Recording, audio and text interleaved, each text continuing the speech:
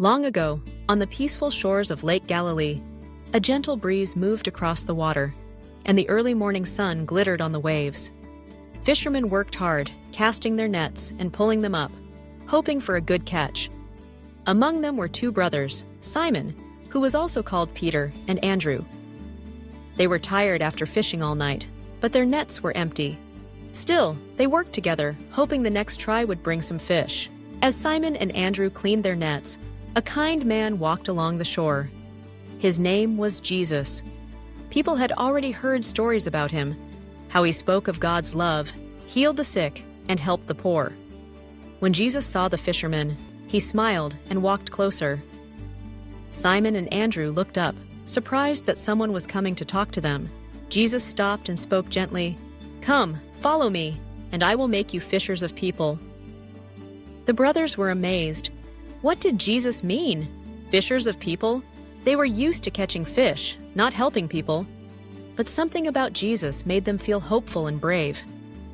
Without waiting, Simon and Andrew dropped their nets and followed Jesus, leaving behind their boat and the lake.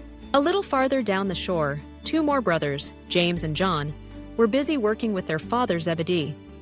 Their boat rocked gently as they mended the fishing nets, preparing for another day on the water.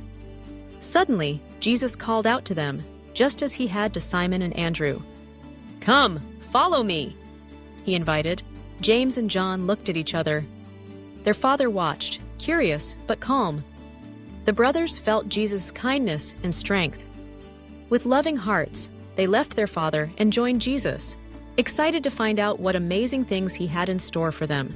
Together, Jesus and his new friends walked along the shore, talking and laughing. The disciples didn't know exactly what their journey would bring, but they trusted Jesus. He taught them how to care for others, how to share, and how to spread God's love in every place they traveled. Jesus showed the disciples that being a fisher of people meant looking for those who needed help, kindness, and hope. Just like catching fish took patience and teamwork, spreading love required listening, sharing, and working together. Jesus didn't ask the disciples to be perfect. He just wanted them to do their best and follow him. As time went on, the group grew. More people heard Jesus' message and wanted to join him. The disciples helped Jesus teach in villages and towns, met new friends, and learned exciting stories about God's love. They saw miracles and learned to pray. They watched Jesus care for everyone, even those who were sad, sick, or left out. Simon Peter, Andrew, James, and John became strong and brave. Sometimes they made mistakes or felt scared, but Jesus always forgave them and gave them another chance. He reminded them that God loved them no matter what. The story of calling the first disciples shows that anyone can follow Jesus, no matter who they are or what they do. You don't have to be a grown-up, a teacher, or a superhero. All you need is a loving heart and a willingness to listen and help others. Even today, we can be fishers of people just like the disciples. We can show kindness, share what we have, and invite others to learn about God's love.